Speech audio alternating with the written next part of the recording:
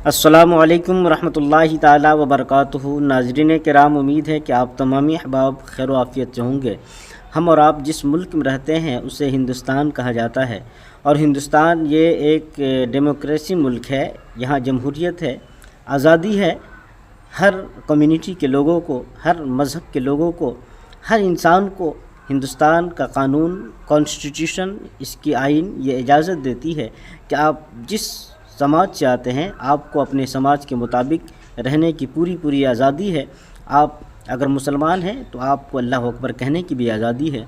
आपको नमाज, रोज़े, हज, ज़कात तमाम की आज़ादी है। अगर आप किसी और धर्म से आते हैं, किसी और मज़हब से आते हैं, तो आपको उस मज़हब को फॉलो करने की पूरी आज़ादी है, उसके मुताबिक ज़िंदगी गुजारने की पूरी आज़ादी है। लेकिन हैरत तो जब होती है कि अगर कोई तन्हा मुसलमान नज़र आ गया, उसे चंद लोग मिलकर फोर्स करते हैं, मजबूर करते हैं कि तुम जय श्री राम बोलो वरना तुम्हें मार दिया जाएगा, तुम्हारी गाड़ी में आग लगा देंगे, तुझे यहाँ से जाने नहीं दिया जाएगा।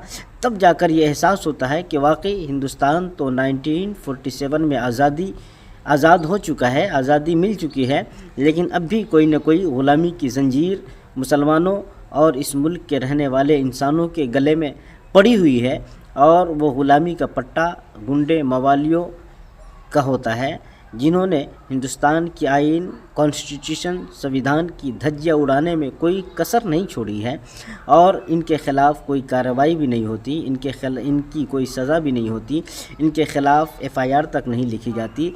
जबकि अंदाज़ा लगाए कि इस मुल्क को आज़ाद करने में किसी एक समाज का हाथ नहीं है, किसी एक कम्युनिटी के लोगों की ही कारकर्दगी नहीं है, बल्कि इस मुल्क हिंदुस्तान को आज़ाद कराने में सारे लोगों ने हिस्सा लिया। चाहे वो सिख हो, हिंदू हो, मुसलमान हो, ईसाई हो, तमाम लोगों ने एक तहरीक छेड़ी, एक इनकलाब पैदा किया, तब जाकर इस हिंदुस्तान को आज़ादी नसीब हुई है।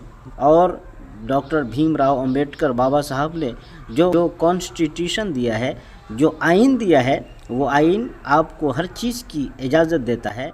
आपका ये फंडामेंटल राइट है कि आप अपने धर्म के मुताबिक, अपने मज़हब के मुताबिक मुकम्मल तरीके से ज़िंदगी गुजारें। लेकिन हैरत तब होती है जब किसी एक मुसलमान को, निहत्थे मुसलमान को पकड़ लेते हैं, 10, 15, 20 लोग इकट्ठे होते हैं और कहते हैं कि तुम जय श्री राम बोलो वरना तुम्हारी गाड़ी जला दी जाएगी, तुझे मार दिया जाएगा। तो अंदाज़ा लगाए उस वक्त ये एहसास होता है कि अब भी इस हिंदुस्तान की आज़ादी में कुछ कमी रह गई है। लेकिन अंदाज़ा लगाए, आप गौर करें, मैं आपको पहले ये वीडियो दिखाना चाहता हूँ। ये वीडियो उत्तर प्रदेश के आगरा की वीडियो है। पहले आप इस वीडियो को देख लें, फिर मैं आपको बताता हूँ। वीडियो बनाते हो भाई साहब? बोलना एक बार जय श्री राम, जय श्री राम। नहीं बोलोगे? क्यों नहीं बोलोगे? जय श्री राम बोलने का भैया, जय श्री राम बोलो भाई। अरे भाई जय श्री राम बोल दो। अरे जाओ यार, अपना काम करो। क्यों? अरे भाई सुन, इधर देख, जय श्री राम बोलेगा तू 2-3 दिन में। जी नाज़रीन किराम, अगर आपने ये वीडियो देख ली है तो अब आप ही बताएं, और मैं आपको ज़रा सा ये तबसरा भी दे दूं कि ये उत्तर प्रदेश का जो हिस्सा है आगरा, उस आगरे में मुसलमानों के आबाओ अजदाद की विरासत है, निशानी है। ताज महल कहा जाता है। ये ताज महल किसी और की अमानत नहीं है, बल्कि हमारे पुरखों की, मुसलमानों के आबाओ अजदाद की ये विरासत है, और ये हिंदुस्तान की शान भी है।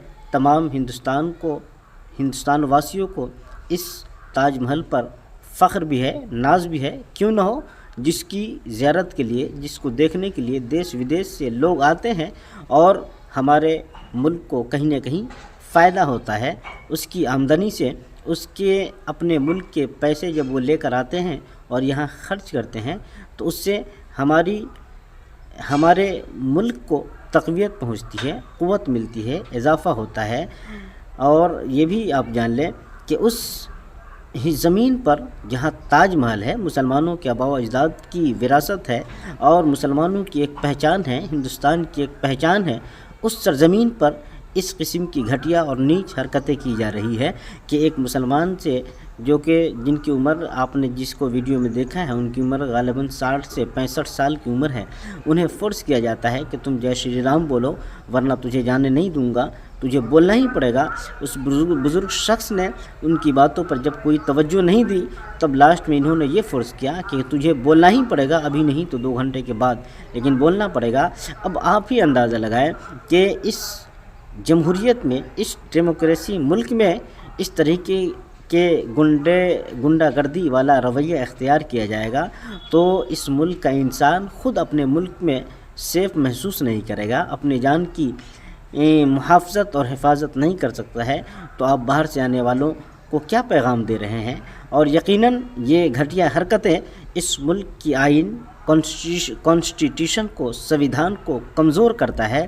اب میں پوچھنا چاہتا ہوں وزیر اعلیٰ مسٹر یوگی آدتیہ ناتھ سے، جن کا یہ بیان بار بار آتا ہے کہ ہم نے اتر پردیش کو گنڈا مکت بنا دیا ہے، وہاں مافیاؤں کا خاتمہ ہو چکا ہے، یہاں کوئی حرکتیں نہیں ہوتی ہیں، یہاں اب ہر انسان اپنے آپ کو سیف محسوس کرتا ہے، تو آپ بتائیں کہ ان کے جو یہ گنڈے ہیں ان کے خلاف کارروائی ہوگی یا نہیں ہوگی، یا ان کے گھروں پر کب بلڈوزر چلے گا؟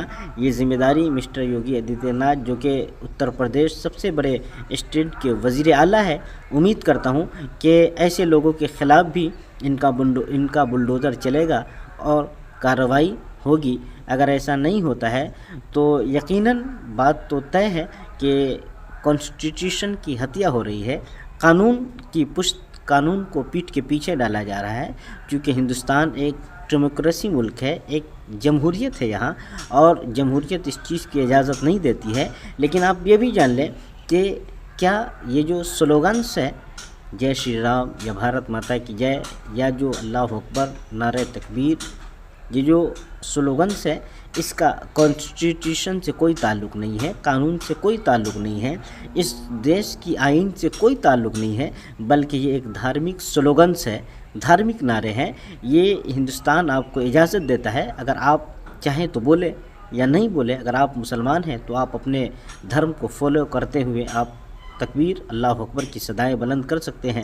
اگر آپ غیر مسلم ہیں تو آپ کی جو دھارمک سلوگنس ہے، نعرے ہیں، آپ اس کو بلند کر سکتے ہیں، لیکن آپ کسی کو فورس نہیں کر سکتے۔ اگر آپ ایسا کریں گے تو یقیناً قانون کی گرفت میں آئیں گے، اور قانون کا ہاتھ بہت لمبا ہوتا ہے، آپ اس کے ہاتھ سے، اس کی گرفت سے بچ نہیں پائیں گے۔ تو ناظرین کرام، یہ ویڈیو آپ کو کیسی لگی ہے، اور آپ کی جو پرتکریا ہے، جو آپ کا تبصرہ ہے، آپ کومنٹ سیکشن میں ضرور پیش کریں، اور امید لگائیں کہ مسٹر یوگی آدتیہ ناتھ، جو کہ اتر پردیش کے وزیر اعلیٰ ہے، یقیناً ان کے خلاف ایکشن لیں گے، کارروائی کریں گے، کیونکہ یہاں ڈائریکٹ قانون اور سنویدھان کی دھجیاں اڑائی جا رہی ہے۔ تو دوستو، ملتے ہیں اگلی ویڈیو میں، خدا حافظ۔